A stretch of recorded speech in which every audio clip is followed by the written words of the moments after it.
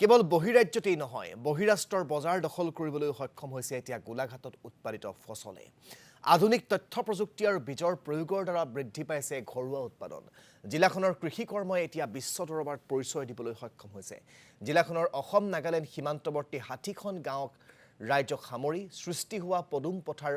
Agro organic producer company লিমিটেডৰ কৃষক সমাজে জৈৱিক পদ্ধতিৰে কৰিছে হালধি আৰু আদাৰ খেতি ইয়াৰ উপৰিও কুৰুৱাবাহী পঞ্চায়তৰ যুগনীয়া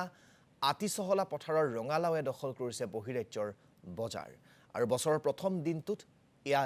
যথেষ্ট এক আশাব্যঞ্জক খবৰ এই সন্দৰ্ভত আমাক সবিশেষ জনাব আমাৰ গোলাঘাট ব্যুৰো মুস্তাক হুছেইনে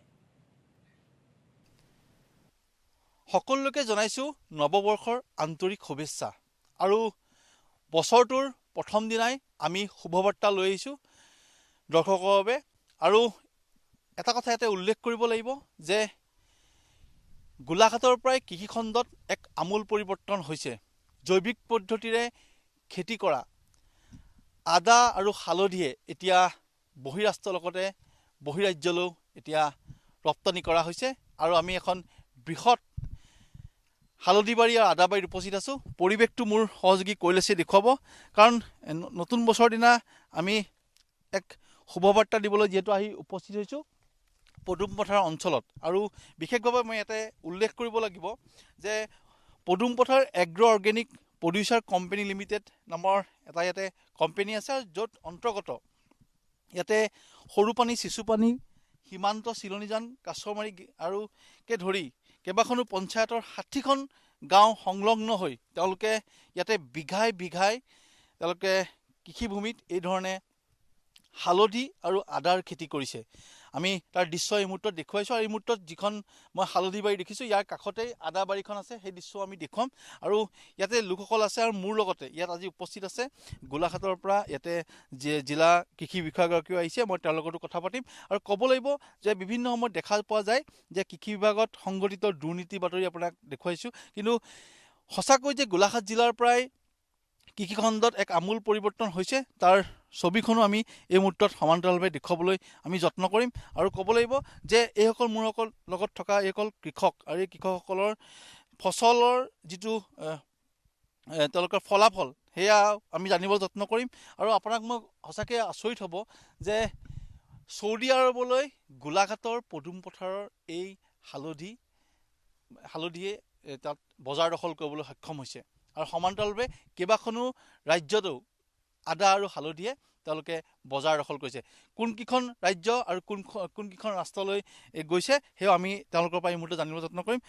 প্ৰথমতে নৱবৰ্ষৰ শুভেচ্ছা জনাইছোঁ আপোনাক ধন্যবাদ আৰু সমান্তৰালভাৱে আপোনালোকক জানিবলৈ যত্ন কৰিম আমি খুব ধুনীয়া পৰিৱেশ এটা দেখা পাইছোঁ আপোনালোকে এজন কৃষক আৰু আপোনালোকৰ কষ্টৰ যিটো ফল সেয়া আপোনালোকে ইতিমধ্যে পাইছে এতিয়া কথাটো হ'ল যে এই 60খন গাঁৱৰ লোকে কেৱল হালধি আৰু আদাই খেতি কৰে নমস্কাৰ সৰ্বপ্ৰথমে সাংবাদিক বন্ধুলৈ আমাৰ পদুম পথাৰ এপিচি তৰফৰ পৰা ধন্যবাদ আগবঢ়াইছোঁ মই CEO পদুম পথাৰ এপিচি অবিনাশ সুব্বা আৰু মোৰ লগত আছে আমাৰ পদুম পথাৰ এপিচিৰ চিআইসকল আমাৰ পদুম পথাৰ agro organic producer company limited যোৱা ইংৰাজী 24 আগষ্ট 2017 চনত হৰ্টিকালচাৰ এণ্ড ফুড প্ৰচেছিং ডিপাৰ্টমেণ্টৰ উদ্যোগত তথা সহায় আৰু সহযোগিতাত কোম্পানী এক্টৰ অধীনত পঞ্জীয়ন কৰা হয় বৰ্তমান আমাৰ পদুম পথাৰ এপিচিত 1500 পঞ্জীয়ন কৃষক আছে আৰু 1500 হেক্টৰ মাটিকালি জৈৱিক পদ্ধতিৰে খেতি কৰি থকা হৈছে চ' আমাৰ মুখ্য খেতি হিচাপে আমাৰ টাৰ্মাৰিক আৰু জিঞ্জাৰ আছে টাৰ্মাৰিক ভেৰাইটিত আমাৰ মেঘা 1 ভেৰাইটি আছে যাৰ কাৰ্কুমেন ৰেট 4.0 এভভ আছে আৰু জিঞ্জাৰ ভেৰাইটিত নাদিয়া ভেৰাইটি আছে ফাইবাৰলেছ ভেৰাইটি এই দুটাই ভেৰাইটি আজি এক্সপৰ্টিং ক্ষেত্ৰত ইণ্টাৰনেশ্যনেল মাৰ্কেটত হাই ডিমাণ্ড চলি আছে ইয়াৰ উপৰিও আমি বিভিন্ন শাক পাচলি ইণ্টাৰক্ৰপিং ছিষ্টেমত কৰোঁ যেনেকৈ papaya pumpkin mustard seed paddy black pepper colocasia ইত্যাদিবোৰ চ' ইতিমধ্যে আমাৰ পদুম পথাৰ এপিচিৰ টাৰ্মাৰিক আমি যোৱাবাৰ চৌদি আৰৱ গাল্ফ কাণ্ট্ৰিটো ৰপ্তানি কৰিছোঁ প্ৰায় আপোনাৰ 20 মেট্ৰিক টন আৰু ইতিমধ্যে আৰু এটা কিবা এই নাইডাৰলেণ্ড লগত আমাৰ MOU চাইন হৈছে। চ' তেখেতলোকৰ লগতো আমি পৰৱৰ্তী সময়ত ৰপ্তানিৰ ক্ষেত্ৰত আমি বিজনেছ কৰিম। চ' প্ৰতিটো বছৰে আমি হালধি অলমষ্ট 1400 মেট্ৰিক টন আমি উৎপাদন কৰোঁ আৰু জিঞ্জাৰ 450 মেট্ৰিক টন আমি উৎপাদন কৰোঁ। চ' আমাৰ সপোন হৈছে যে আমি সকলোৱে জৈৱিক খেতি কৰিব লাগে আৰু আমাৰ প্ৰধান লক্ষ্যটো হৈছে যে আমাৰ যিমান পঞ্জীয়ন কৃষকসকল আছে তেখেতলোকৰ জৈৱিক পদ্ধতিৰে উৎপাদিত সামগ্ৰীসমূহ আমি বজাৰৰ উচিত মূল্যত ক্ৰয় কৰি ভেলু এডিশ্যন কৰি পেকেজিং আৰু ব্ৰাণ্ডিং কৰি অসম উত্তৰ পূৰ্বাঞ্চল মাৰ্কেট বহিৰাজ্য ৰাষ্ট্ৰীয়লৈ ৰপ্তানি কৰি আন্তঃৰাষ্ট্ৰীয় মাৰ্কেট আমাৰ দখল কৰা আমাৰ মূল লক্ষ্য।